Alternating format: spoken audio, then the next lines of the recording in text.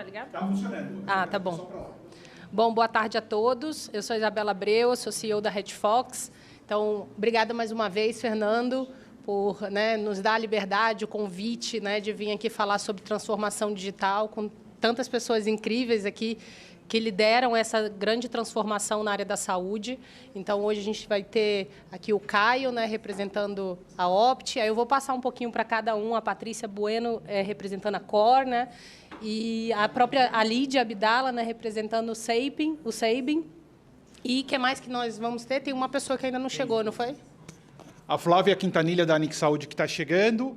E nosso objetivo hoje é discutir um pouco da questão da liderança inovadora em saúde. Eu acho que hoje em dia não é fácil ser líder em saúde, ainda mais com tanta transformação acontecendo, Cada dia é uma novidade, e realmente a questão das IA geracionais, mas eu acho que a gente está vendo em todas as áreas, seja na oftalmologia, seja na gestão de recursos humanos, a necessidade, de fato, da gente pensar e acelerar a transformação da liderança.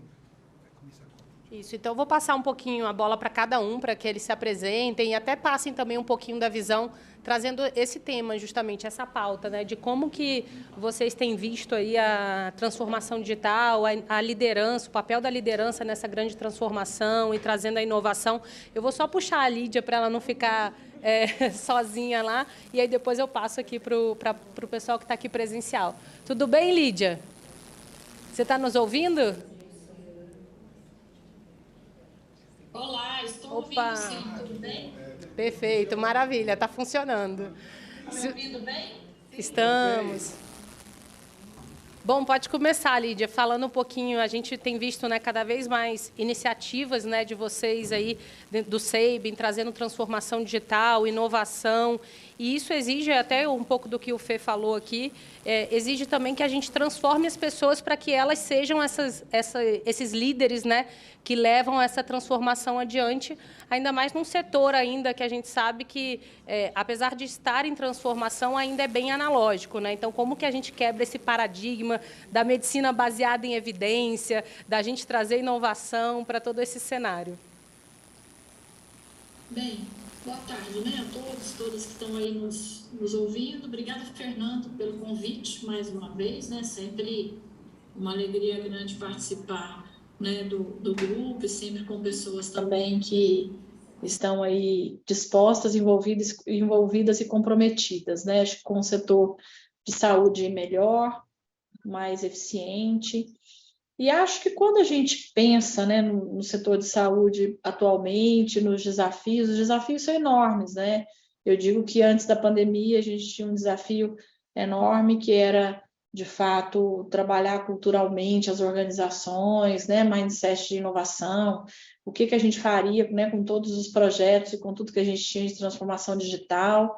Veio a pandemia que mudou muita coisa, porque exigiu respostas muito rápidas, das empresas, sobretudo com relação a projetos de transformação digital, inovação, tecnologia, e acho que a gente teve grandes avanços, Acho que o principal, a gente pode citar aí, de fato, a regulação da telemedicina, finalmente, depois de tanto tempo. Mas esse ano, se a gente considerar que a gente já está em um ano aí pós-pandemia, claro que tem muitos aprendizados, mas estamos num ano de desafios também muito grandes, porque, apesar de todas as transformações que vivemos nos últimos anos, agora nós temos aí desafios globais de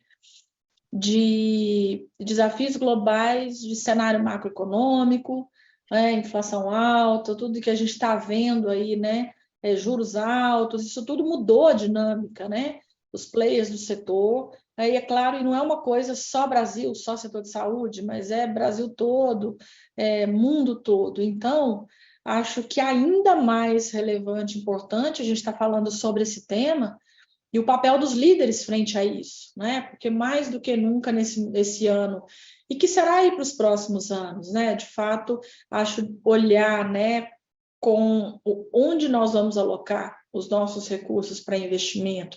Acho que todas as empresas e organizações nesse momento estão fazendo essas análises e escolhas mesmo. De fato, o que eu consigo trazer de mais eficiência, de mais valor, né, para o nosso paciente, para o cliente, com tudo que a gente já fez nos últimos anos e com tudo que tem aí disponível ainda. E, de outro lado, a gente tem uma situação que ainda é um setor de saúde muito fragmentado, né, muito pulverizado. A gente tem aí sistema público e saúde suplementar, né, público e privado, muito diferentes, né, de infraestrutura, de status diferentes. Então, ao mesmo tempo que muito a gente avançou nos últimos anos, a gente ainda tem um caminho longo, enorme aí pela frente, e com demandas, eu acho, muito urgentes, né? Muito urgentes de fato, tá olhando para a sustentabilidade econômica e financeira do nosso sistema, também olhando para a qualidade assistencial, né? E eu acho que a grande reflexão e o papel das lideranças tem que ser agora de como eu vou conseguir, né, gerar mais valor, trazer valor, seja para os meus clientes, para todos os meus stakeholders, né, para todos os elos da cadeia, com os recursos que nós temos, né, com que nós chegamos até aqui. Eu acho que esse tem sido muito a visão e o olhar de muitas das organizações e de muitos líderes. Por outro lado, o líder tem uma grande responsabilidade, né, neste momento, eu acho, que é de estar olhando, de fato, para aquilo que é transformacional e que vai trazer, né, a manter a competitividade dos seus negócios nos próximos anos, manter a perenidade dos negócios, mas também olhar, né, eu não posso deixar de falar isso, né, olhar para as habilidades, para as competências que nós, líderes, precisamos ter para enfrentar, né, o que temos aí pela frente. Acho que a pandemia trouxe isso, a importância da liderança humanizada, a importância de fato, a gente estar, né, olhando o líder hoje muito mais como aquele que caminha junto com seus times, aquele que conduz os negócios, aquele que está sendo luz e caminho para suas equipes na condução dos negócios, né? Acho que a gente tira aquela ideia, né, do líder todo-poderoso, né, do líder que tem todas as respostas para tudo, e a gente vem, de fato, para olhar para uma liderança que, sim, ela tem que ser resiliente, ela tem que ser determinada, comprometida, mas que ela não tem que ser perfeita, ela não tem que ter respostas para tudo, ela não tem que o tempo todo estar definindo e decidindo tudo certo, mas ela tem que, sim, se permitir ao erro, corrigir rápido e estar junto, né, com o time, com a equipe. Eu digo sempre aqui que o líder ele não tem obrigação de saber tudo, mas ele tem a obrigação de estar sempre junto com a sua equipe, né, junto, encontrando caminhos quando necessário. Muitas vezes ele não vai saber o melhor caminho, mas ele tem a responsabilidade de estar junto, né? E aí os sucessos e os fracassos são de todos. Então, para iniciar, eu acho que era isso que eu queria compartilhar aqui com vocês, um pouquinho do que a gente está vivendo nesse ano aí pós-pandemia. Bom, né? Mas tem alguns pontos aqui que são super importantes, né, Lídia? Que, assim, quando existe abundância, inovar é mais fácil, né? Agora, quando a gente está num momento como esse de crise, é aí mesmo que a gente precisa ser mais inovador, mais criativo, para que a gente faça mais com menos, né? E uma das coisas que a gente tem discutido muito, né, a gente teve alguns talks, acho que foi na semana passada ou retrasada, com outros líderes de saúde, de outros hospitais e tal, e a grande questão é como que a gente traz inovação, mas sobre o olhar de eficiência, que eu acho que é o que a Lídia comentou bastante, né? Como que a gente olha para a saúde de maneira que ela seja mais eficiente, que no final, a grande discussão hoje é essa, né? Está todo mundo pressionado por custo, ninguém sabe como é que sai dessa corrida de ratos e como que a gente faz com que a gente traga inovação, fazendo mais com menos e olhando sempre sobre o viés de como que a gente vai ser mais eficiente, trazer mais retorno, óbvio, garantindo a qualidade do paciente, mas também trazendo, deixando as organizações mais eficientes. E aí o papel também dos líderes e dos médicos, né, e cada vez mais é importante ter não só o olhar técnico, mas o olhar de negócios também, de identificar oportunidades, né, de olhar ali onde é que tem os gaps dentro do setor e ainda mais as pessoas que estão ali na ponta, né, vendo o dia a dia, vendo as dores do dia a dia, como é que essas dores podem ser resolvidas de maneira eficiente, etc. E aí eu trago a palavra para o Dr. Caio, que foi uns exemplos, né, de olhar oportunidades e tudo mais e construir um negócio bacana, né? Bom, boa tarde, obrigado, Fernanda, pelo convite, é um prazer. Eu vou falar em duas partes, eu atuo em duas questões.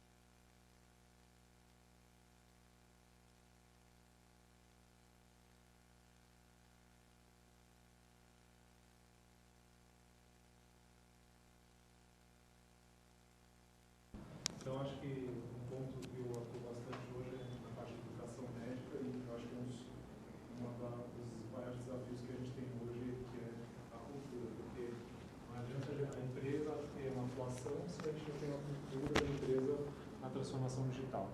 Então, esse é um dos pilares que eu tenho. E a outra parte é como gestor médico, e eu tinha uma empresa médica em oftalmologia, que há 3 anos eu vendi para um fundo de investimento para o Pátria, e hoje eu faço parte do Grupo Opt, onde a gente tem 26 marcas pelo Brasil, mais de 1.500 oftalmologistas, e eu atuo como diretor médico nacional do Grupo Opt na parte de ensino e pesquisa, junto com outros 2 oftalmologistas. E aí a outra questão que eu também vejo como desafio, a gente tenta implementar na oftalmologia, a gente tem várias doenças crônicas e doenças agudas, e a transformação digital, o acompanhamento desses pacientes, o self-monitoring de pacientes com doenças crônicas em oftalmologia é excelente. Então, eu acho que é algo fundamental. E um dos desafios que eu vejo é a questão da cultura dos pacientes, a gente mostrar o benefício da transformação digital nessa parte de monitoramento e acompanhamento desses pacientes, que é outro ponto importante. Dentro da Opt, a gente tem uma veia muito grande de inovação, de transformação digital, porque a gente acredita que isso faz parte de melhorar a eficiência, e colocar o paciente no centro é algo importante. E tudo isso converge porque a gente chama de VBHC, que é o Value Based Healthcare. Então, com o VBHC a gente consegue ter indicadores clínicos, indicadores a longo tempo, para poder ter um melhor acompanhamento dos pacientes. Bom, obrigada, doutor Caio. Vou passar agora, a Flávia chegou, então vou passar agora também a palavra aqui para as meninas. A gente está discutindo, Flávia, sobre transformação digital, inovação, papel dos líderes, né, de todas as transformação. E aí, queria ouvir um pouquinho de vocês também, sobre qual que é a visão de vocês, o que vocês fazem hoje para contribuir com isso. Eu acho bacana vocês também compartilharem. A gente está puxando a apresentação. Só um minutinho. É você que vai apresentar? Ah, você? É da Flávia, né? Tem as duas, só um minutinho. Quer passar? Não, então pode. Acho que é melhor passar a apresentação, né, Fê? Sim. Vamos pular para cá então para a gente poder visualizar melhor.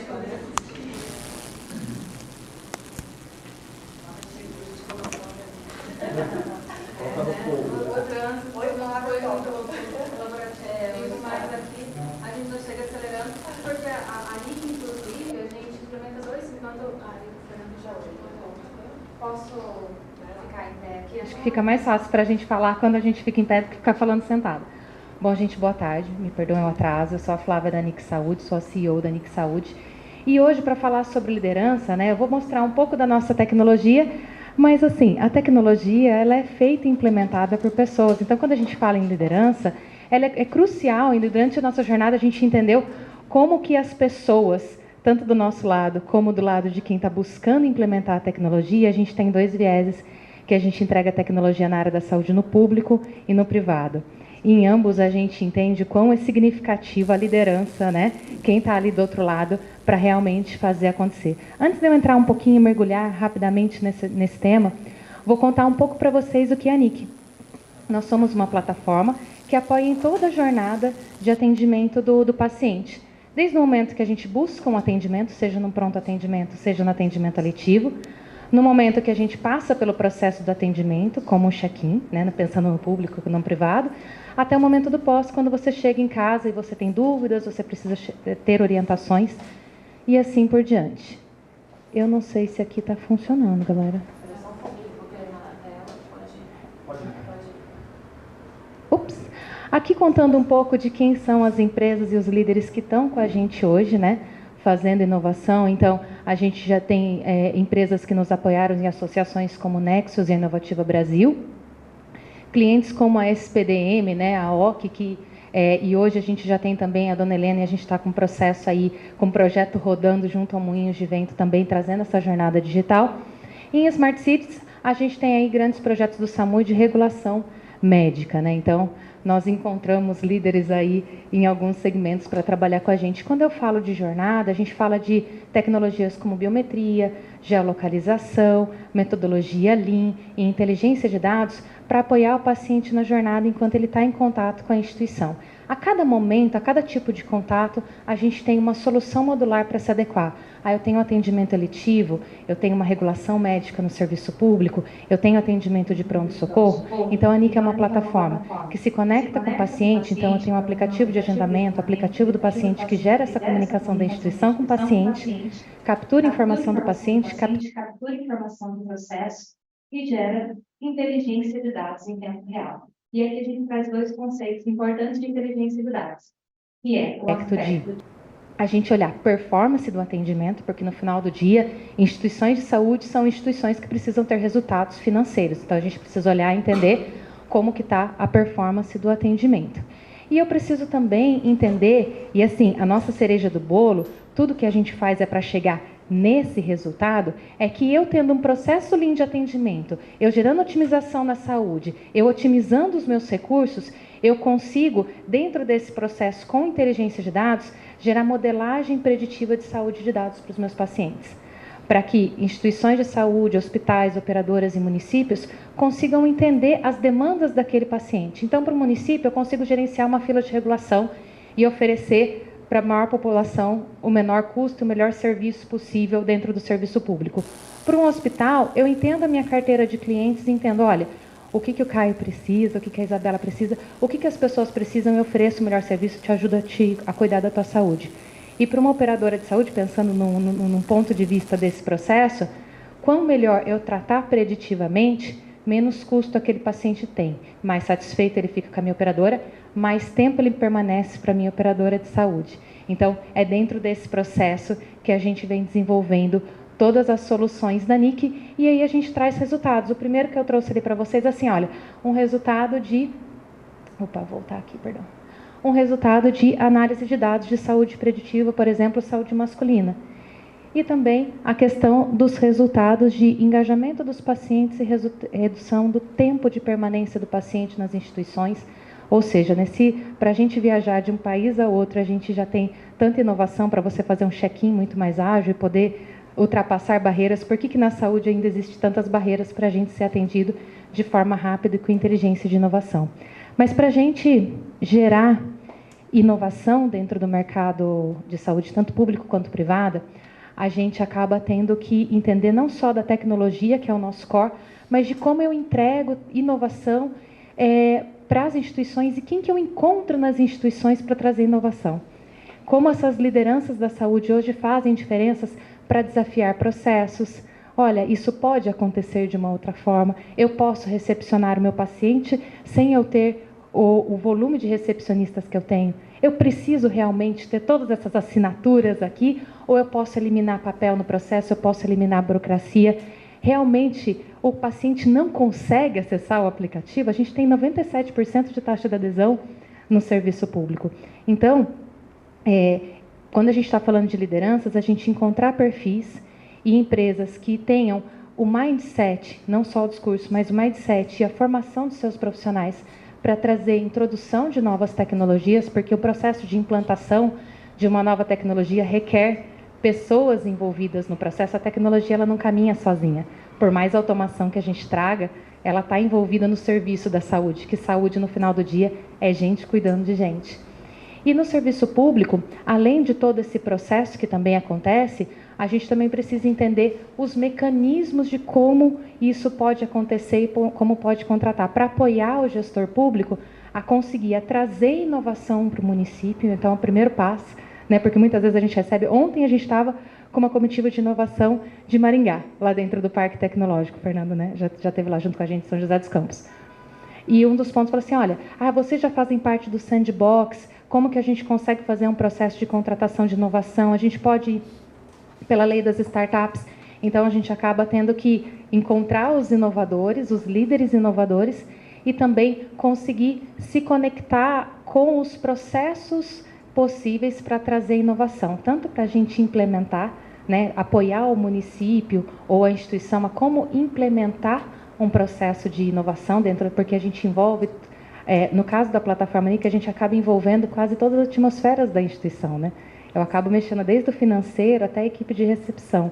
Então, esse processo de novas culturas é algo que é um desafio, mas quando nós encontramos com os early adopters e a gente consegue trilhar esses caminhos juntos, nós conseguimos trazer bastante resultados efetivos de que a tecnologia ela é eficaz, ela funciona, mas ela precisa ter aí a condição. E aí entra uma questão muito legal para a gente pensar, que é a participação até mesmo das próprias universidades, que a gente acaba lidando muito com os profissionais, com os médicos, né?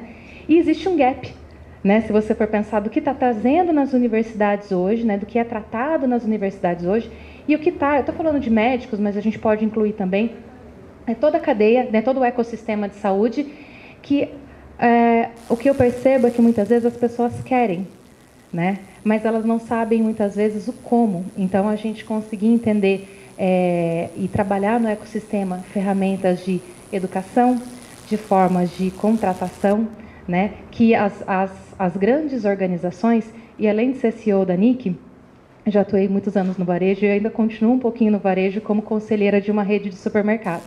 Então, eu acabo vivenciando muitas vezes o outro lado, de ver o esforço da empresa querer trazer inovação, e olha que é uma rede bastante inovadora. E as dificuldades que tem de conseguir introduzir inovação do mindset, principalmente se você pega, por exemplo, uma rede que já tem 60 anos, né, de você mudar processos e mudar modelo de trabalho, mudar como que as pessoas entendem e enxergam como aquilo precisa ser feito. Então, o nosso papel que está trazendo tecnologia, e muitas vezes a gente chega dando a volta, às vezes a gente chega batendo o pé na porta, né, para falar assim, não, a gente vai mudar, eu vou fazer essa coisa aqui acontecer. Mas é apoiar essas pessoas e dar clareza no caminho. Isso é benéfico para nós, porque eu quero que o meu produto dê o ROI no final do dia. E é benéfico para a instituição que consegue, enfim, alcançar o sonho de poder trazer efetivamente inovação para o mercado de saúde. Bom, gente, era... Bom, obrigada, Flávia. E eu acho que foi super bacana, porque a gente falou sobre isso aqui, né? Acho que é ficar para lá, né?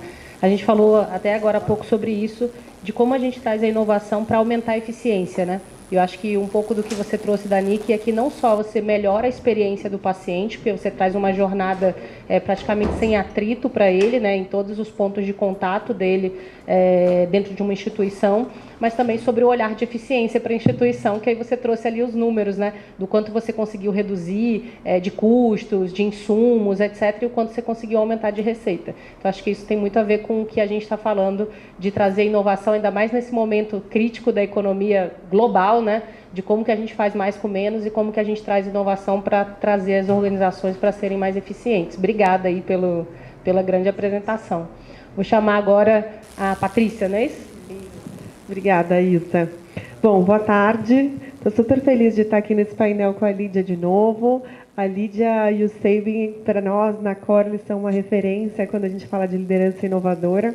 Talvez até quando eu falar um pouco da área da saúde, o Sabin, para mim, ele é um pouco fora da curva do que a gente enxerga em organizações da saúde.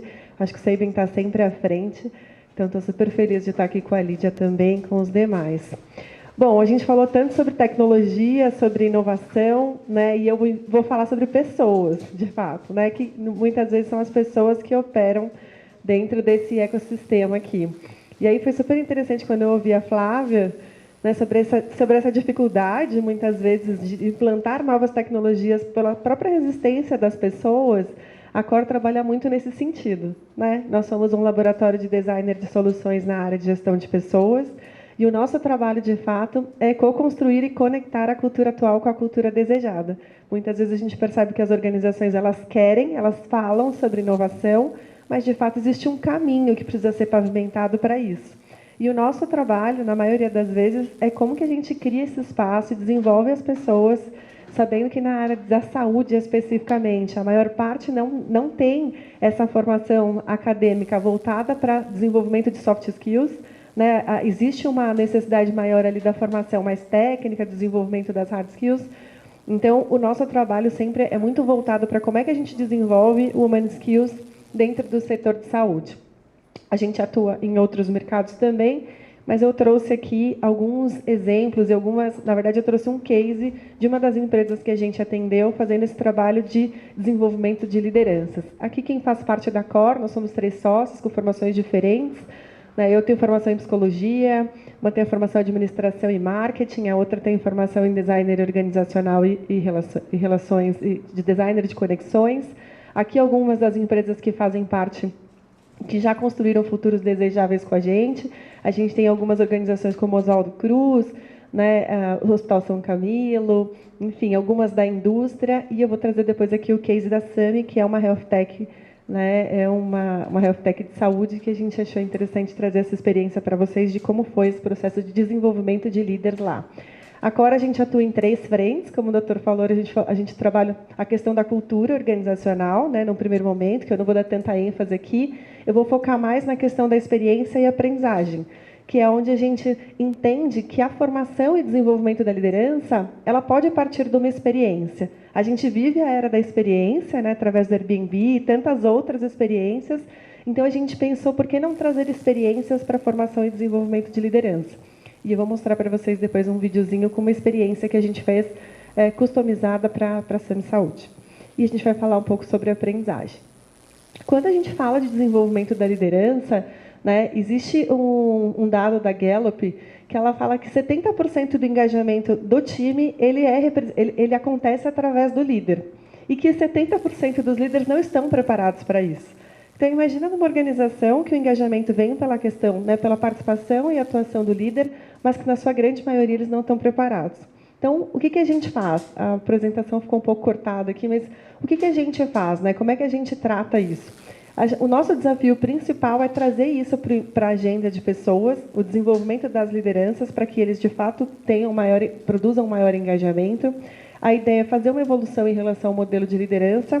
E na área da saúde especificamente, eu acho que o nosso maior desafio, como a gente atua em outros mercados, é uma percepção mais conservadora.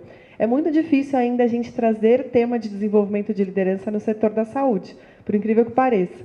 Né? Eles acabam dando muito mais ênfase na questão do desenvolvimento técnico do que na questão comportamental. E aí esse acaba sendo o desafio de inserir novas tecnologias, existe uma resistência muito maior.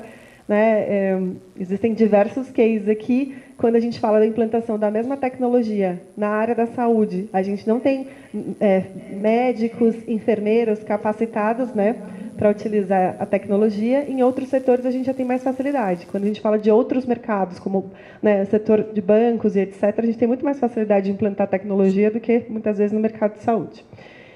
Então, essa metodologia que a gente sempre trabalha, né, no duplo diamante, pensando em design thinking. Então, a gente trabalha muito na questão de divergir para convergir. Então, a gente entende que, para falar de inovação, a gente precisa divergir para depois a gente convergir.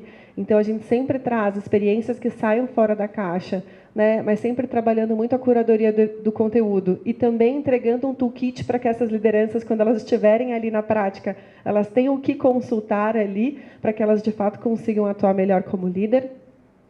Aqui alguns dos programas, a gente trabalha em 2 modelos, o Essential e o Unleash.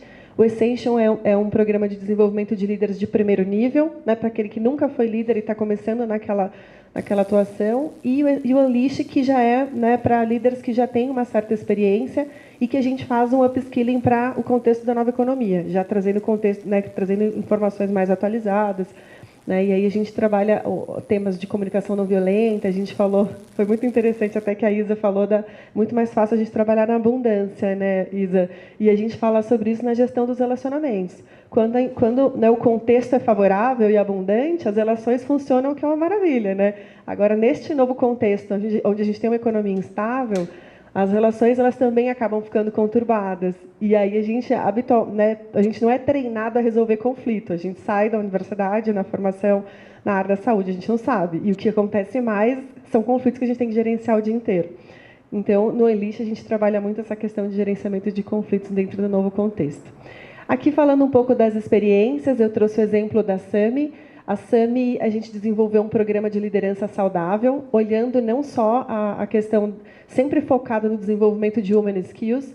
Aqui a gente entregou o Awake. O Awake foi uma experiência de mergulho para 50 líderes jovens, com formação internacional, muitas vezes, que já no primeiro momento tem aquela resistência de mais um programa de líder, já vi todo, né? Eu já fiz tantas formações fora do Brasil e mais essa. Então, a gente criou um programa de liderança saudável, pensando nele como um ser integral, mas começando pela autopercepção. Não dá para ele fazer gestão do outro se, de fato, ele não fizer o exercício primeiro de autopercepção. E aí eu trouxe um vídeo aqui para compartilhar com vocês sobre como foi essa experiência para eles. Eu não sei se vai aqui, tem que dar algum clique por aí.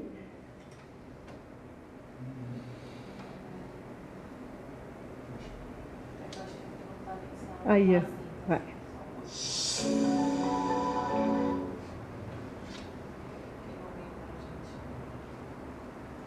É bom que cria um suspense.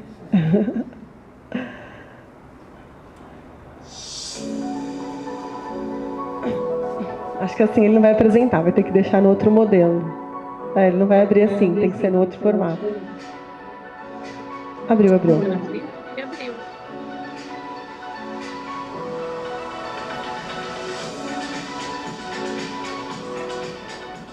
Eu tive resistência para mim. Eu não sei nadar, tenho medo. Quando a gente tem medo, quando a gente não sabe o que vai enfrentar, o desconhecido, gera dúvida.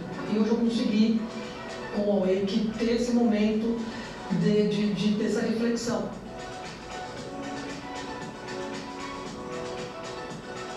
E trabalhei aspectos como autoconhecimento e autonomia. O Awake, ele permite, né, para uma pessoa, por exemplo, como eu, né, que eu já tenho uma certa vivência, tá? Eu estou mais próximo dos 50 anos, né, de poder chegar a esse momento de vida e refletir, né, se as melhores tomadas de decisão, né, e de como eu comunico com o meu time estão adequadas. A experiência do Awake para mim foi muito legal porque me tirou da minha zona de conforto. Foi uma experiência de um dia de me tirar da minha rotina e expor as situações que normalmente eu estou expondo às outras pessoas. Então me trouxe para reviver o papel de ser trucada. Eu recomendaria o Awake para outras lideranças. Primeiro, a oportunidade de todo mundo se conectar num ambiente bem diferente de trabalho. Então você vê que a maioria das pessoas estão fora da sua zona de conforto e, cara, fazer um mergulho, né? Então você está focado no mergulho, você esquece tudo. Você esquece o trabalho, você foca só ali na missão e acho que isso ajuda as pessoas a conectarem no nível mais pessoal. A coisa mais básica da direção tem que pensar para fazer é respirar. E você chega aqui até para respirar você tem que pensar. Então te tira da zona de conforto. Eu acho que isso te abre para ser mais vulnerável e fazer conexões mais reais com as pessoas.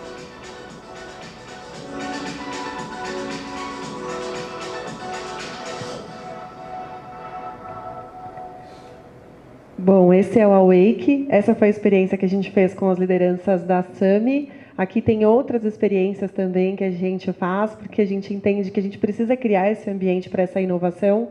E aí eu fecho com uma frase do Alvin Toffler, que eu acho que tem tudo a ver com o que a gente está falando aqui, né, que ele fala que o analfabeto do século XXI não é aquele que não consegue ler nem escrever, mas aquele que não consegue aprender, desaprender e reaprender, que é exatamente o que a gente precisa fazer nesse novo contexto que a gente vive hoje. Basicamente é isso, gente.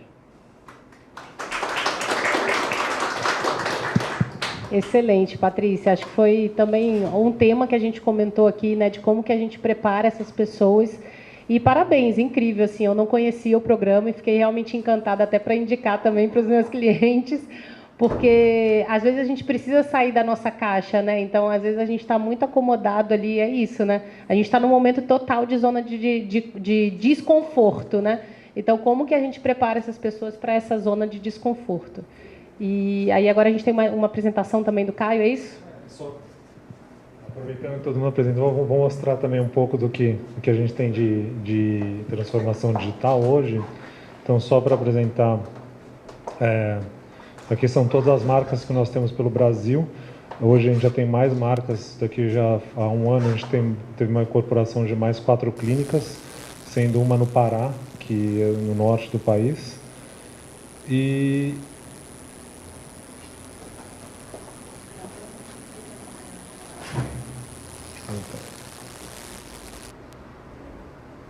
acho que não está indo. Vai. Agora. E a gente tem um propósito que é de melhorar a vida das pessoas, tudo isso pela visão, porque a gente acredita que a visão é um dos principais sentidos, né? Então, hoje a gente fez uma pesquisa perguntando qual é o maior medo das pessoas. O maior medo é ter câncer, o segundo maior medo é perder a visão. Então, acho que a gente trabalha com um sentido importante. Deixa eu só passar a gente tem uma mandala da transformação digital, porque a gente acredita que um resultado, a transformação digital traz a gente para uma exponencial. Então, hoje, na Opt, a gente chama OptX, que é o X de exponencial, que é algo que a gente consegue implementar e trazer essa qualidade de visão para muito mais pessoas do que a gente conseguiria sem a transformação digital. Hoje a gente tem uma mandala que a gente divide aqui em algumas partes. Tem desde uma interação com o paciente via um aplicativo que ainda está em desenvolvimento, eu acho que a gente pode até conversar. A interação com startups, que eu acho que a gente tem que fazer parte do ecossistema. A gente tem um central de comando, onde a gente tem vários especialistas olhando as imagens para poder ter um diagnóstico melhor.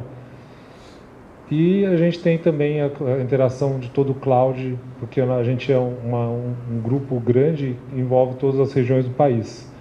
E o que a gente trabalha é para cada vez mais a gente ter o paciente no centro, e aqui eu queria mostrar um vídeo que é o que a gente hoje tenta colocar em prática. Nem todos os aspectos desse vídeo estão em prática, mas é algo que a gente pensa para tentar melhorar cada vez mais.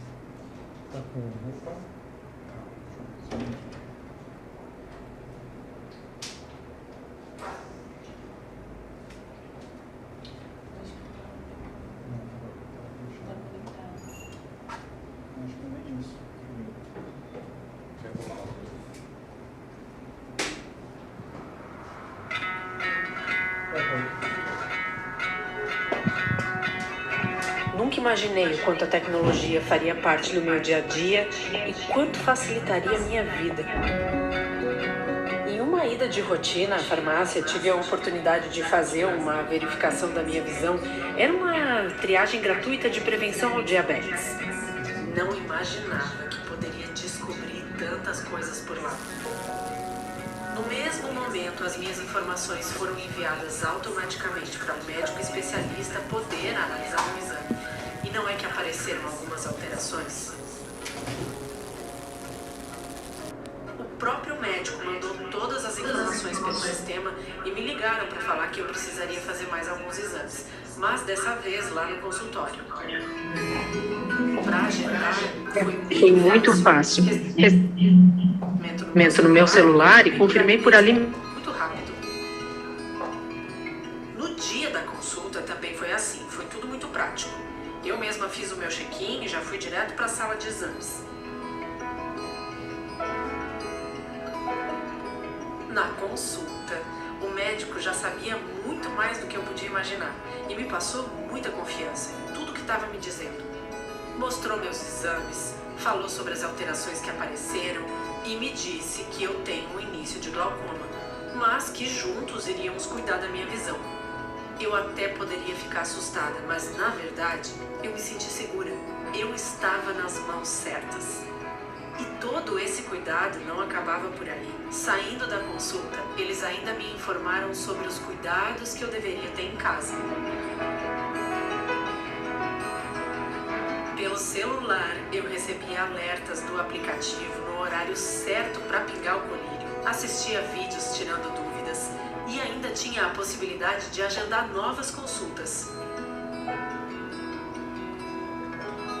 Um dia, tomando café da manhã com a minha filha, recebi pelo WhatsApp a informação para lembrar do meu retorno e, depois de confirmar, eu já aproveitei para agendar uma consulta para a Bruna também. Como o glaucoma pode ser hereditário, quanto antes a gente acompanhar, melhor, né? Com poucas perguntas sobre ela, a própria plataforma digital já indicou sobre a possibilidade do uso de lentes de contato. E depois de conversar com o médico, não é que ela gostou da ideia? E testando na prática, teve ainda mais certeza. Tanto que assim que chegou em casa já se cadastrou em um clube de assinaturas para receber suas lentes de contato sempre que precisar trocar. É tão bom quando a gente pode cuidar da nossa saúde e ainda cuidar de quem a gente ama, não é mesmo? Eu sou a Maria e eu vou contar essa história sempre que alguém quiser ouvir. Não é incrível o quanto a tecnologia, além de fazer tudo ser mais fácil, também pode cuidar da gente?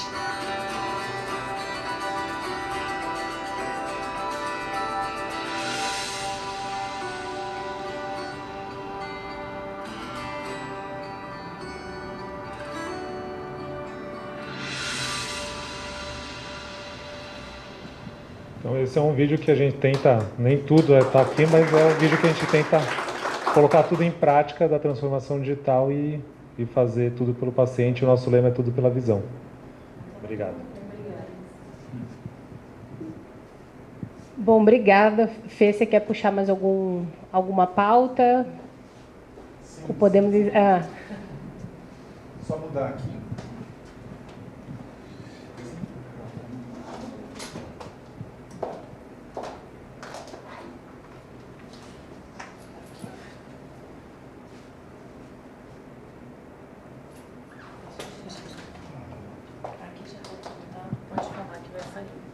Não, perfeito.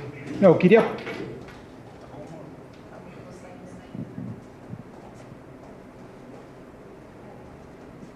Alô? Microfone.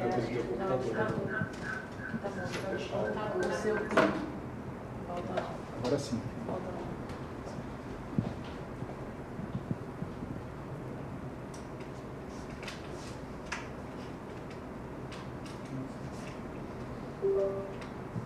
Alô? Agora sim, né?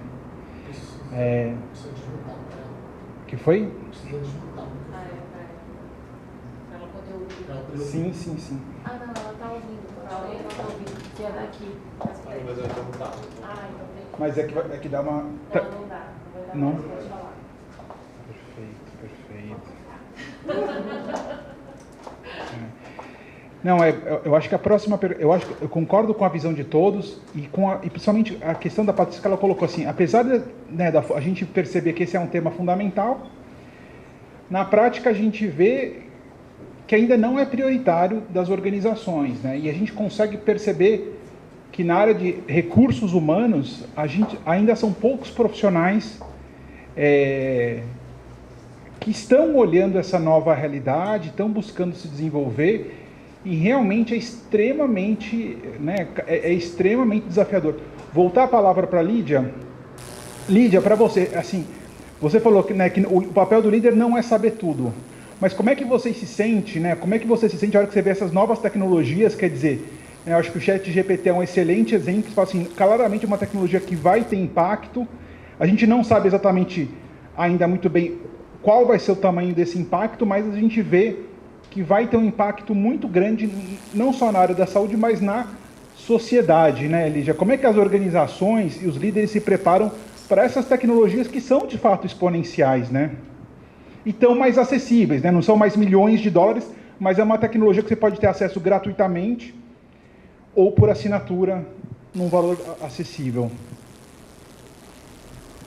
Bem, Fernando, eu acho que o que eu acredito, né, né? A gente tem que, como organização, como empresa, como líderes, estar o tempo todo acompanhando, monitorando, conhecendo, entendendo? Eu acho que a gente tem...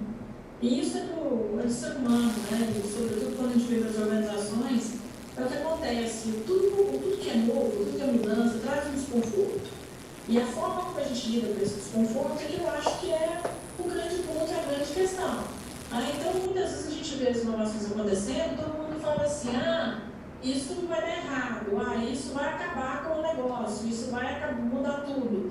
Primeiro, as experiências que a gente tem, tudo que a gente já viveu até aqui, com tantas coisas que vêm surgindo, eu acho que nada muda tudo de uma vez e também nada deixa tudo no status como está, sem mudar alguma coisa. E eu acho que é desse ponto que a gente deve partir. Essas novas tecnologias, tudo isso que vai surgindo, eles farão parte da nossa vida, né, daqui para frente. As organizações do seu lado, elas têm que estar olhando para o dia a dia, para a operação, mas ter uma antena ali de estar acompanhando tudo que está vindo e não só acompanhando, mas também sendo receptivo. A última apresentação, né, que foi feita aqui, que tem lá uma frase no final, a capacidade da gente estar o tempo todo desaprendendo, reaprendendo, aprendendo de novo. Eu acho que é esse o ponto, né? Como líderes, como empresas, como profissionais, o que nós temos que exercitar o tempo todo é essa nossa capacidade de estar desaprendendo, de não estar pegado aos conceitos, né, e às ferramentas que a gente tem hoje, a forma como as coisas acontecem hoje. De outro lado, a gente tem que estar olhando o tempo todo para investimento também, né? É um ano que a gente está fazendo isso o tempo todo, né? Inclusive de priorizar. Então, talvez tenham tecnologias que venham, ou mesmo algum projeto novo que ele tem um custo alto. Então, é difícil de implementar, mas talvez eu não precise implementar ele na minha empresa 100%, eu posso fazer uma parceria, por exemplo, seja com uma outra empresa, seja com uma startup. Eu acho que o que o momento exige de nós e daqui para frente será cada vez mais isso, como encontramos caminhos para sim estarmos trazendo, incorporando, né, as mudanças, as tecnologias no nosso dia a dia. Acho que esse é o principal papel do líder, encontrar essas formas, esses caminhos. Agora, existe uma grande questão, né, e aí independe do tamanho da organização, se é uma startup, se é uma grande corporação, que é cultura, né, que é a cultura da inovação, que é a cultura da mudança, de aceitar a mudança. Né? Eu acho que isso é o principal, porque nós, sobretudo quando você está dentro de uma grande empresa, que você já tem processos muito bem definidos, né? Operações, áreas, né? Que aí cada área também tem ali, né, o seu domínio, né, do que está acostumado a fazer. Eu acho que esse é o grande ponto. A gente nunca se acomodar e não ser resistente à mudança, porque resistência à mudança, muitas vezes, não é só aquele que diz que é resistente, né? Muitas vezes não fala nada, mas também não faz. Então, o que nós temos que estar pensando e vigilante o tempo todo é o quanto nós temos que todo dia estar disseminando e trazendo isso para as nossas organizações. Estar aberto e receptivo às mudanças, porque elas acontecerão. A gente estando aberto, receptivo ou não. Se a gente for receptivo, estiver disposto a trazer, a conhecer, a trazer para o nosso dia a dia essas inovações, elas farão parte da estratégia do nosso negócio.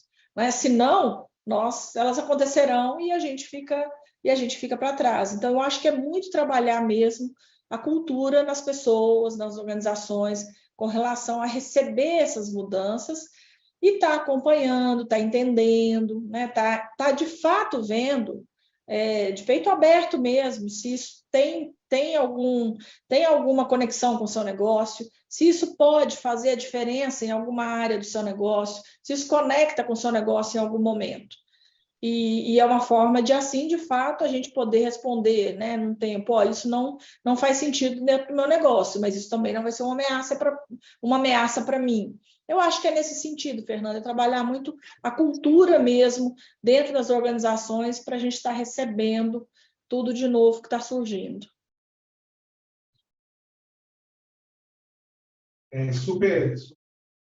Realmente A questão da cultura é fundamental. A gente teve um debate semana passada sobre saúde mental, onde o tema segurança psicológica fica muito claro. A gente tem que ter, né, tranquilidade para colocar as nossas opiniões, mas a área de oftalmologia é impressionante, né? Até pouco tempo atrás a gente falava muito de inteligência artificial em radiologia. Agora, na oftalmo, vários colegas de oftalmo estão olhando essa mudança, falando, olha, o cenário vai mudar. E eu tenho uma provocação para a Isabela Abreu, da Red Fox, quer dizer, a Isabela, para quem não sabe, ela foi consultora, e aí eu percebi que a tecnologia seria o futuro, inclusive na área da saúde, foi aprender a trabalhar com tecnologia, né, desenvolvendo soluções de base tecnológica. Isa, você que aprendeu, quer dizer, hoje vocês construíram uma reputação e um negócio em cima disso, o quanto você acha que as pessoas estão dispostas a aprender tecnologia, quanto que os clientes, né? A gente fala de transformação digital, mas agora parece até que esse tema, esse é o primeiro evento, gente, que eu faço em toda a minha carreira, que de fato eu falo assim, a gente está num momento de transformação exponencial da saúde. O que a gente está vivendo agora não é algo trivial, né? E durante os debates, assim, e não é porque as soluções são exponenciais, não, os desafios em saúde também são exponenciais, mas o quanto você vê, na verdade, né, Isa, a capacidade das organizações, indivíduos, de fato aprenderem e a dominarem tecnologia, que parece ser não é mais a graduação que você teve, né? É de fato essa questão de cultura, é vontade, né? Como o Caio, colega oftalmologista, quer dizer, entender que isso é intrínseco à nossa realidade, né? Se pudesse ficar aqui, eu agradeço. Obrigada, Fê. Até contando um pouquinho da minha história, né? Quando eu entrei na saúde, eu não sou da área da saúde, eu trabalhava na área de consultoria em grandes multinacionais, né? Big Four, etc. E numa dessas missões eu tive a missão de desenvolver a indústria de saúde dentro de uma dessas Big Four. E aí foi que eu comecei a ver que o setor era extremamente analógico e que cabia tecnologia para a gente ser mais eficiente, para a gente levar a experiência para o paciente, para a gente aumentar a produtividade. E aí, na época que eu entrei na saúde, eu brinco que tudo era ainda mato, né? E não tinha quase empresas de tecnologia no Brasil, falava-se muito pouco, só existiam grandes empresas, Accenture, etc. E na época eu fui para a Índia, fiz uma imersão lá dentro de uma software house para entender o que era uma empresa de tecnologia, para eu montar a minha própria empresa de tecnologia. E aí, quando eu voltei para o Brasil, foi aí que, de fato, eu comecei, aí a gente começou a fechar grandes clientes, como DASA, Fleury, Redditor, etc., e fazendo toda a parte de transformação digital dessas indústrias, olhando muito os processos internos mesmo, né? Então, como que a gente olhava os processos internos e trazia tecnologia para que essas empresas fossem mais eficientes. E aí, ao longo da jornada, naturalmente, começou a surgir inovação, a pauta de inovação, e como que também elas olham novos mercados. E aí começou a surgir, né, cada vez mais ao longo do tempo, veio a pandemia, uma necessidade cada vez maior das empresas se transformarem digitalmente.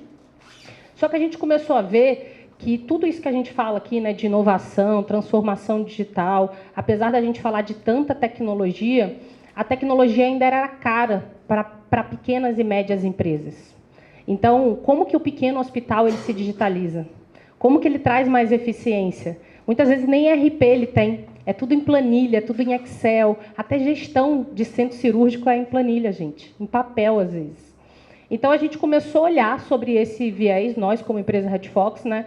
E a gente viu que não valia a pena, não era que não valia a pena, a gente já atendia praticamente todos os grandes players de saúde no Brasil, dentro da transformação digital, trazendo eficiência, e a gente falou, como é que a gente olha para esse público mais, que também tem a necessidade, a demanda, e aí hoje a gente trouxe alguns frameworks muito utilizados no Vale do Silício, onde a gente consegue fazer desenvolvimento 70% mais barato do que desenvolvimento hard code, né, onde a gente desenvolve, coloca squads, times de tecnologia, e 300% mais rápido. Então, uma das coisas que a gente tem conseguido fazer até com a área de saúde não é só mais levar a eficiência para as instituições de saúde, mas também trazer o médico como inovador. Então, até quero fazer o convite, né? Todos os médicos que têm algum produto digital, têm alguma inovação, queiram inovar, podem nos procurar. A gente está disposto, a gente entra muitas vezes não só na parte do produto, do desenvolvimento em si, mas também como parceiro de negócio. Então, onde muitas vezes a gente entra até como sócio de negócio, entendendo que aquilo pode ser algo que vá casar e que vá dar fit no mercado. Então, a gente, né, o Fê nos apresentou recentemente, a gente tem contato com fundos de investimento que estão assíduos por novos projetos, novas empresas que correspondam a dores de mercado. Então, estamos à disposição. Eu vejo muito essa questão da gente trazer o médico para essa pauta. Então, para a pauta de novos modelos de negócio em saúde, de como que eles que estão ali na ponta, vendo a dor no dia a dia, como que a gente pode pensar em coisas diferentes e trazer soluções para o mercado. Entrei aqui mais cedo, estava falando sobre fintechs, né? Que é um novo hype dos investimentos, mas que não tem empresas para serem investidas. E tem muita dor, a lacuna é muito forte. Então, como que a gente olha para esse grande nicho, para essa grande dor e traz soluções que correspondam a essas necessidades? Então, acho que é um pouco disso, assim, do grande desafio da gente educar os médicos, educar os profissionais de saúde, educar os gestores também hospitalares, né, de instituições de saúde de maneira geral, a como que eles olham os processos. E muitas vezes, assim, não adianta só trazer tecnologia. Tem cliente nosso que tem 80 sistemas satélites rodando em paralelo e nenhum conversa com ninguém. E aí, assim, como é que eu melhoro a experiência, tanto para o paciente quanto para a instituição, se está tudo, cada um pedacinho fragmentado em cada área? Então, é começar, como a Lídia falou, começar pequeno, começa numa área, gera o resultado. Então, tem projetos nossos que a gente conseguiu reduzir equipes. Então, mais de 14 pessoas de uma equipe que era terceirizada, elas se desconectaram do processo porque a tecnologia supriu todas as necessidades, reduzindo o custo e aumentando a eficiência. Então, assim, não é que a gente vá substituir as pessoas, pelo contrário, esse foi um exemplo, mas como que a gente deixa o médico também com menos tarefas operacionais, com menos tarefas repetitivas, com grandes possibilidades de erros manuais, se a gente tem todas essas tecnologias que a gente pode permitir, né? E deixando ele, de fato, no cuidado mais humanizado, em como que ele atende melhor o paciente. Porque, no final, gente, o que o paciente quer é acolhimento.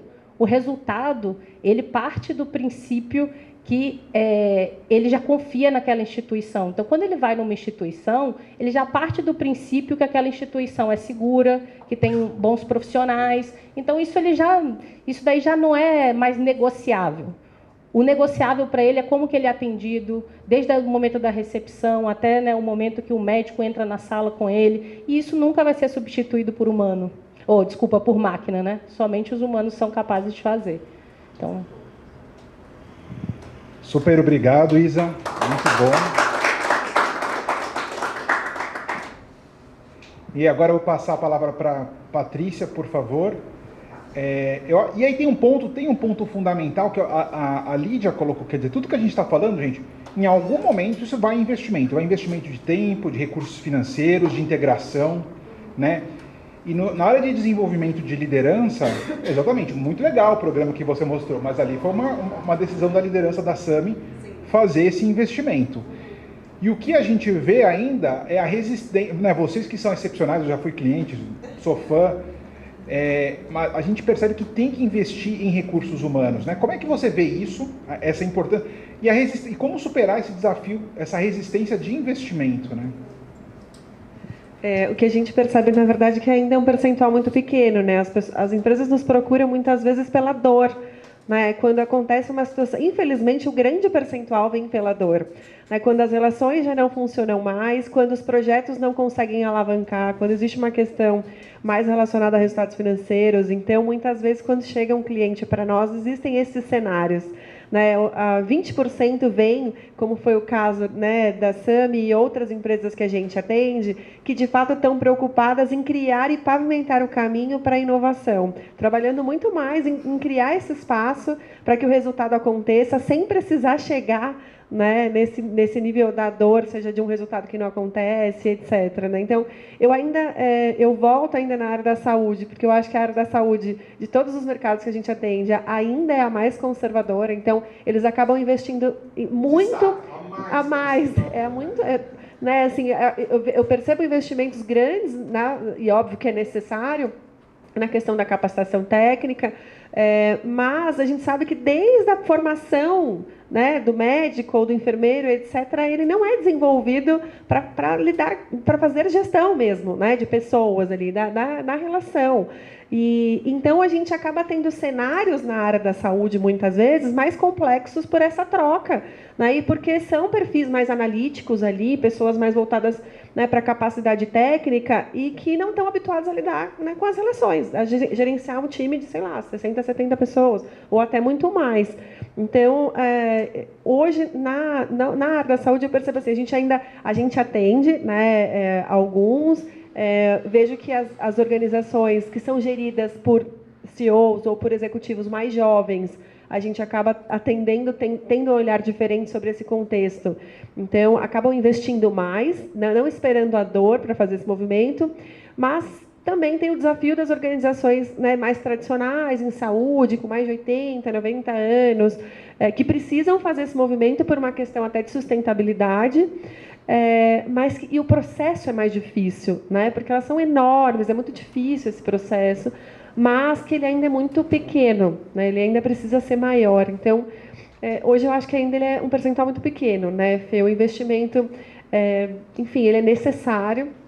Hoje ele é muito mais acessível, talvez, né, do que era anteriormente. A gente tem muitas opções de programas de desenvolvimento, enfim, seja num canal aberto ou fechado, enfim. Então, acho que não é uma questão muito de investimento, acho que é uma questão de cultura e de mindset do principal executivo, quando ele percebe que ele precisa fazer esse investimento naquele momento, sabe? Não esperar a dor, né? Quando fizer o planejamento estratégico, já colocar isso como uma premissa fundamental, que é cuidar das pessoas, porque isso vai se refletir no resultado. Eu falava com meu marido no caminho, né? Existe um livro que chama Empresas que Curam, que fala muito sobre o capitalismo consciente, né? E é muito esperado que na área da saúde isso acontecesse mais, né? Porque a gente está falando de um negócio que é muito mais empático, eu estou falando de um cuidado, de uma solução que apoia o outro e etc, enfim. Mas eu não percebo isso tanto no mercado de saúde. Acho que tem muita oportunidade para que a gente, de fato, tenha dentro da área da saúde empresas que curam. E curam no sentido de curar, inclusive, quem está dentro da organização. Não é curar o outro, mas curar quem faz parte daquela organização. Porque, muitas vezes, o que eu tenho percebido é um movimento muito mais de adoecer as pessoas do que curar. Né? As 2 semanas atrás, eu estava na feira hospitalar, num dos painéis também falando sobre saúde mental, com outros médicos, quando ele trouxe o índice, né, o altíssimo índice de suicídios na área da saúde, sejam por médicos, enfermeiros, etc. E aí é nessa hora que eu me pergunto se essas organizações curam ou adoecem, porque, de fato, para mim, eu acho que tem... Eu falei do Sabin no começo, porque eu acho que é uma das poucas que eu vejo esse movimento real, genuíno, né, e congruente de fazer a diferença na vida das pessoas, cuidando para quem está dentro, para, de fato, cuidar, né, do seu paciente. Mas acho que esse é um movimento muito pequeno. Eu acho que ele ainda pode ser muito maior, né, e acho que não é um investimento... eu acho que é um investimento que eles tomam a decisão... Muitas vezes eles entendem que não vai impactar tanto no negócio e, pelo contrário, talvez é um investimento que mais impacte, de fato, no resultado do negócio. Obrigado. Passar a palavra agora para a Flávia. Flávia, a primeira vez que eu fui te visitar lá, na verdade a única, né, por enquanto, mas tem que voltar, lá no Parque Tecnológico de São José dos Campos. Vale a visita ao Parque Tecnológico. A gente fala de Vale do Silício, mas assim, o Parque Tecnológico é algo fora do real, na realidade, porque no mesmo espaço você tem Airbus, Boeing, Embraer, muitas empresas excepcionais de saúde, setor automotivo, né, voltado para pesquisa e desenvolvimento. Mas, Flávia, desde o início, aí também com o apoio do Parque Tecnológico, vocês como empresa inovadora conseguiram ter uma entrada no setor público por N setores, né? Que é um setor, quem trabalha sabe que tem inúmeros desafios até para a contratação de soluções inovadoras, né? Hoje, eu sei, como é que é esse processo hoje para vocês, quer dizer, de atrair esses interessados e, de fato, fazer negócio e trazer esses municípios como clientes e converter esses líderes. Vamos por parte dos desafios, né? A gente tem alguns aí listados, como atrair, como contratar e depois como converter para liderança para poder implantar. A parceria com o Parque Tecnológico, né? Quando a gente entrou lá no Growth, lá no meio da pandemia, em 2020, o Parque ele tem um programa extremamente concorrido. Hoje eu sou muito feliz em ser uma das mentoras que apoiam a entrada das startups dentro do Parque Tecnológico. E ele tem uma característica muito legal, que é fazer as conexões. E para a gente que atua no mercado público e no mercado privado, ele auxilia muito essas conexões. Como o parque ele é muito forte, São José dos Campos é a primeira cidade inteligente do Brasil. Acaba que lá é um polo de atração de municípios. Ontem, como eu comentei com vocês anteriormente, a gente recebeu a comitiva de Maringá, de inovação. Então, são oportunidades para a gente identificar quem são os líderes que estão buscando inovação. Então, um dos principais fatores aí de atração para a NIC hoje é estar conectado ali com o ecossistema do parque e também, do nosso lado, em parceria com o parque, entendendo as ferramentas existentes, quais são as alternativas para os gestores. Porque o que é muito comum, a gente apresenta a plataforma e fala, olha, eu resolvo o teu problema da regulação. Sabe aquele papel que você manda no malote? Eu resolvo. Acaba. Teu paciente não vai precisar ficar indo de um lado para o outro. Flávia, fantástico, é isso que eu preciso, mas como eu te contrato? Né? É bem comum a gente ouvir. Hoje existem duas ferramentas, e eu vou depois falar uma terceira que é um pouco mais recente e precisa de um cenário um pouco mais evoluído no município. Mas a primeira ferramenta que facilita muito a contratação é a questão da encomenda tecnológica. Como que funciona a encomenda tecnológica? Eu sou um município e eu tenho uma dor na área da saúde, na área da educação, na área de agro, na área de desenvolvimento de liderança, e eu preciso... não existe uma solução de prateleira. Eu não sei como resolver essa dor para eu poder abrir uma licitação. Então, aí, esse município ele pode buscar o Parque Tecnológico, fazer um termo de cooperação, e o Parque Tecnológico, como um instrumento de organização de inovação, ele permite que o município faça uma encomenda tecnológica. Então, ele faz essa ponte. Fala, olha, qual que é a tua dor?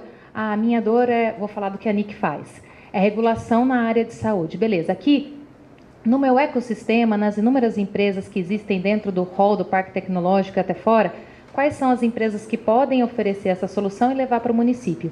E aí o município contrata o parque, que traz as empresas, no caso a NIC Saúde, para poder fazer esse movimento de encomenda tecnológica, ou seja, de entregar inovação sem as ferramentas tradicionais. Qual que é o grande desafio quando o gestor público vai fazer uma licitação?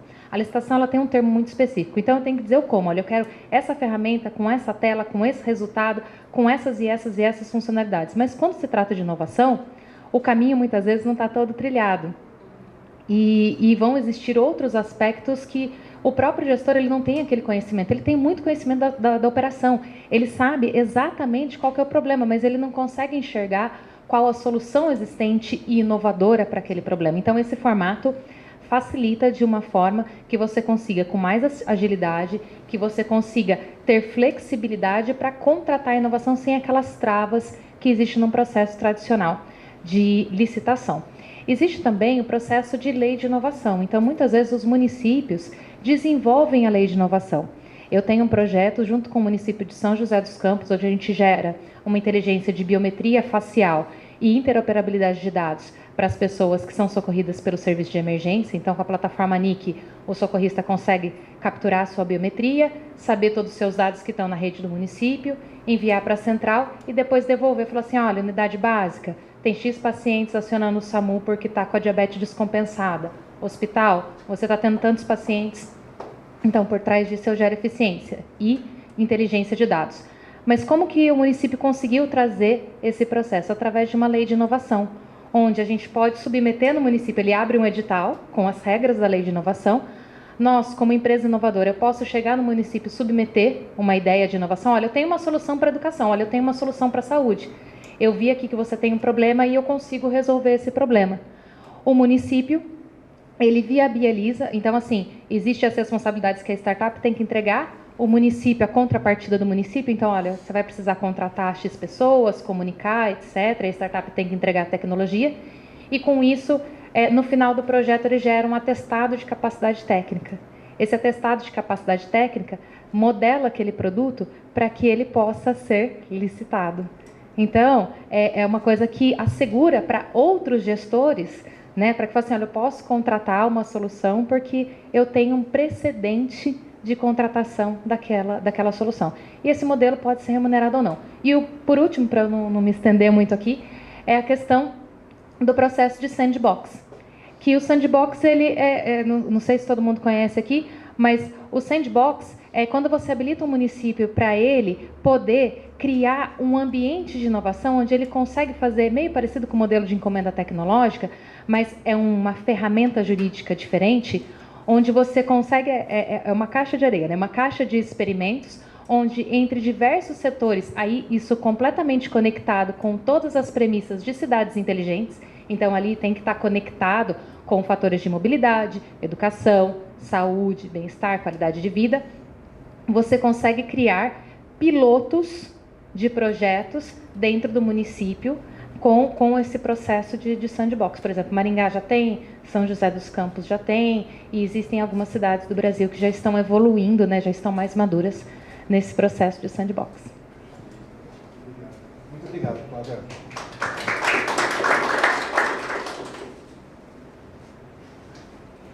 Agora, para fechar a participação da Lídia, eu tenho uma pergunta final que eu acho que é extremamente relevante, né? Cada vez mais a gente tem visto se falar sobre o ESG, né, o social, ambiental e governança. Muito do debate, né? A gente já fala do greenwashing, quer dizer, daquelas organizações que parecem que de repente atendem todos esses requisitos, só que na verdade não. Mas eu queria um pouco da sua visão da real significância, do real impacto e da importância dos líderes estarem olhando para esses pilares, né, o impacto que essas organizações têm no meio ambiente, nos diferentes aspectos. Bem, Fernando, acho que quando a gente fala, né, de ESG, hoje todo mundo, né, fala muito nisso, mas eu acho que a gente tem um papel fundamental enquanto empresa, enquanto líderes, de fato, de estar contribuindo, né, nesses aspectos, porque quando a gente fala dessa contribuição da importância dentro das empresas, é claro que tem uma importância como negócio e tudo, mas tem um alcance muito maior que é, de fato, o impacto na sociedade. Se a gente fala de ter um setor mais eficiente, mais sustentável, que a gente ofereça mais qualidade assistencial, e também para o desenvolvimento do país, não tem como a gente não pensar qual a minha parte nisso, qual a minha responsabilidade.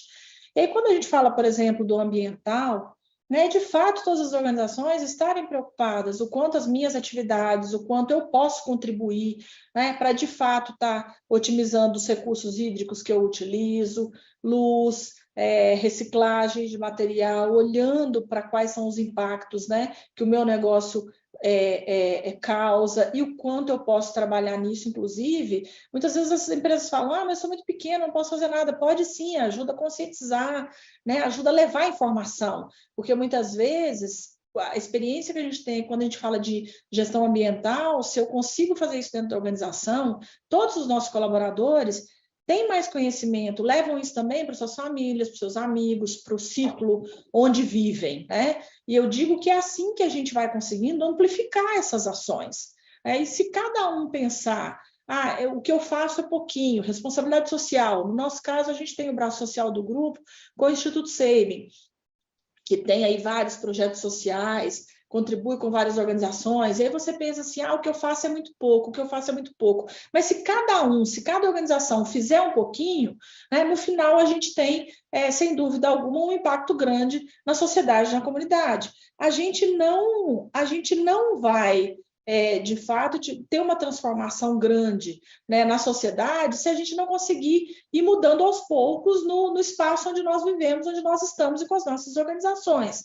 Então, quando a gente fala de ESG, para mim, é muito mais de pensar numa conscientização do quanto eu posso contribuir com as minhas ações, seja de negócio, seja na área ambiental, social, né, boas práticas de governança. Quando a gente está falando, né, de ESG, nós estamos falando de práticas éticas, transparentes, né, que isso seja feito com os nossos concorrentes, para os nossos clientes, né, isso torna, de fato, os nossos negócios mais competitivos, né? No final, isso vai trazer mais clientes, isso vai trazer mais resultado financeiro para os negócios. Eu acho que é esse o olhar que a gente tem que ter. E também o pensamento, né? Que é isso no Sabin, a gente faz desde quando o Sabin era pequeno. Você conheceu o Sabin, né, Fernando, há muitos anos, e a gente nem era do tamanho que é hoje. E a gente sempre teve esse pensamento e essa crença. Vamos fazer um pouquinho do tamanho que a gente é, como a gente consegue fazer, porque eu consigo, inclusive, influenciar quem está à minha volta. Um resultado melhor e maior. É isso que nós acreditamos e que é isso que a gente tenta também levar para quem está à nossa volta. E obrigada, viu, Fernando? Obrigada, Fernando. Obrigada a todos aí por mais uma vez estar participando com vocês. Só vamos fazer a foto final aqui, Lídia. Fica aí um minutinho. Venham aqui.